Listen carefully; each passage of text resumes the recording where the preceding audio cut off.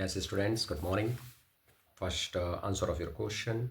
R.C. Punnett belongs to Britain. It is a British genetist. Test cross ratio, monohabit cross, 1:1.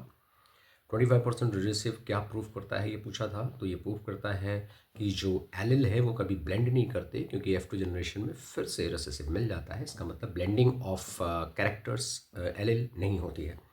Law of segregation का exception क्या है? तो देखिए, law of segregation universal law है, generally इसका कोई exception नहीं है, लेकिन हम नॉन डिसजंक्शन को लॉ ऑफ सेग्रीगेशन का एक्सेप्शन मानते हैं। नाउ आज का टॉपिक है incomplete dominance, the phenomena in which heterozygous condition so intermediate phenotype between two parent, यानी दोनों पेरेंट से बिल्कुल अलग आ जाता है।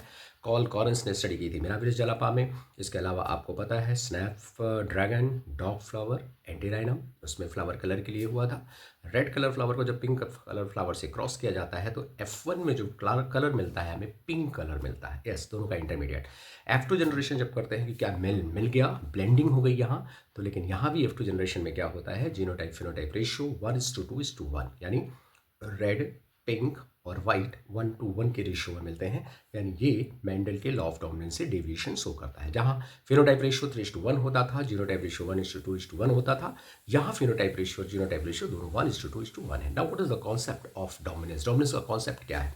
तो एक वाइल्ड एलील होता है जो कोई जीन बनाता होता है, और वो कोई एंजाइम बनाता है जो किसी सबस्ट्रेट को प्रोडक्ट में कन्वर्ट कर देता है, और इसके कारण फिनोटाइप आ जाता है। अब इस जीन में जब म्यूटेशन होता है तो म्यूटेशन होने से जो नया जीन होता है वो या तो सेम टाइप का एंजाइम बनाता है लेस मात्रा में, या वो प्रोफेशनली एंजाइम नहीं बना पाता है, या डिफेक्टिव एंजाइम बना देता है। तो 3 केस हो सकता है, सेम लेस इफेक्टिव एंजाइम बनाएगा, डिफेक्टिव एंजाइम बनाएगा, एंजाइम नहीं बनाएगा। तो जो लास्ट के 2 केस हैं जिसमें डिफेक्टिव एंजाइम बनेगा या एंजाइम नहीं बनेगा, उसमें फिनोटाइप नहीं आएगा, यानी वो रिसेसिव कैरेक्टर होगा। और पहला वाला जो है वो जस्ट लाइक वाइल्ड कैरेक्टर। तो जो अनमॉडिफाइड एलील है उसके कारण फिनोटाइप आता है।